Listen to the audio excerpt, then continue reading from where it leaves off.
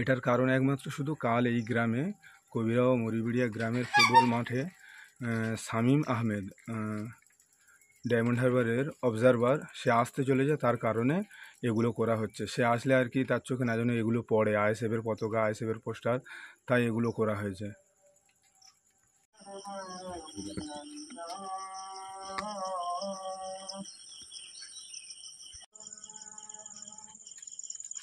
Light আমার বোঝাচ্ছে।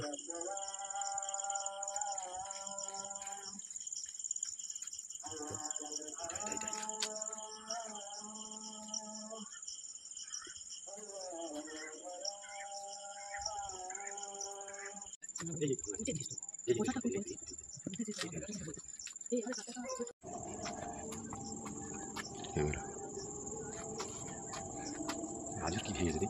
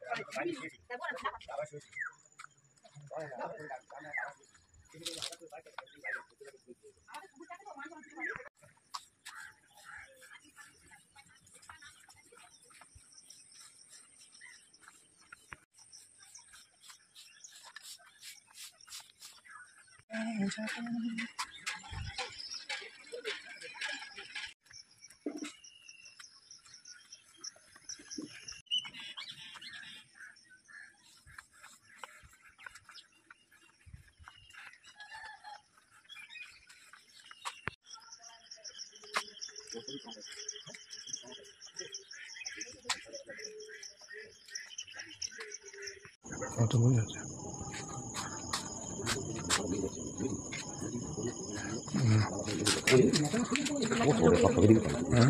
বোঝা যাচ্ছে না কারো করে।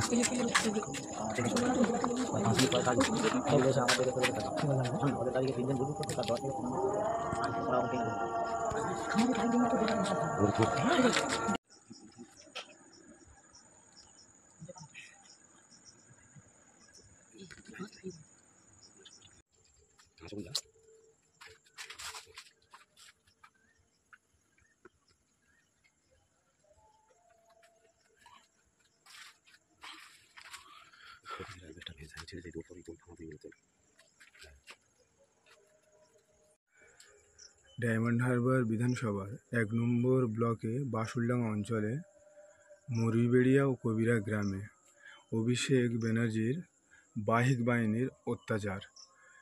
আজ ঠিক ২২ তারিখ রাত ৩:৩০ না 3টে প্রায় গোটা ৫০ বাইক বাহিনী আসে। তাদের কাছে ছিল অনেক অস্ত্র ছিল। গ্রামে এসে অনেকের ঘর ভাঙচুর করেছে, আপনারা ভিডিওর মাধ্যমে দেখতে পাবেন। আর আমাদের আইএসএফের যত পতাকা লাগানো ছিল সেগুলো সব খুলে দিয়েছে, একদম চিহ্ন উড়িয়ে দিয়েছে, এমনভাবে উড়িয়েছে যেন এখানে কোনো পতাকাই লাগানো হয়নি। তারপরে ভিডিওর মাধ্যমে দেখতে পাবেন যে আমাদের যেসব পোস্টারগুলো মেরেছিলাম সেগুলো সব একদম ছিঁড়ে নষ্ট করে দিয়েছে। ভাঙচুর হচ্ছে, প্রত্যেকের উপর অত্যাচার হচ্ছে। এই গণ্ডগোলগুলো প্রায় সাপ্তাহিক, যেমন রবিবার আসে ওরকম ঠিক নির্ধারিত একটা দিন আছে সাপ্তাহিক, আমাদের উপর এরকম অত্যাচার হতে থাকে। এই বেশ পঞ্চায়েত থেকে নিয়ে এখন পর্যন্ত প্রচুরবার গণ্ডগোল হয়েছে। এই গণ্ডগোলের ঠিক মাস্টার মাইন্ডটা আছে আমাদের এখানে আব্দুল কাদের মোল্লা, ডায়মন্ড হারবার বিধানসভার ১ নম্বর ব্লকের বাসুলডাঙ্গা অঞ্চলের মরিবেড়িয়া গ্রামের।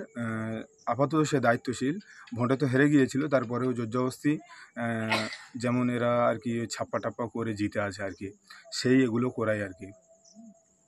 এই ডায়মন্ড হারবারে যেসব আইএসএফ কর্মীরা আছে ঠিক তাদেরকে দেখে দেখে তাদের ঘর, তাদের দোকান সব ভাঙচুর করেছে। আর আপাতত যারা এখানে আইএসএফ করছে তাদেরকে এরা প্রথমে অফার করছে, যখন অফারে রাজি হচ্ছে না, টাকারও অনেক রকমের অফার করছে, যখন রাজি হচ্ছে না তখন এই প্রাণে মারার হুমকিও দিচ্ছে, প্রাণে মারার চেষ্টাও করছে। প্রত্যেকের বাড়িতে গিয়ে, যেমন আমার সাথে হয়েছে, আমার বাড়িতে গিয়ে প্রচুর উল্টোপাল্টা ভাষা গালিগালাজ করছে সবাই মিলে। তারপরে আমাদের মোটামুটি দায়িত্বশীল যারা আছে প্রত্যেকের সাথে এই রকমটাই হচ্ছে। ডায়মন্ড হারবার আপাতত যেসব আইএসএফের দায়িত্বশীল আছে প্রত্যেকে খুব সমস্যার মধ্যে আছে আর কি।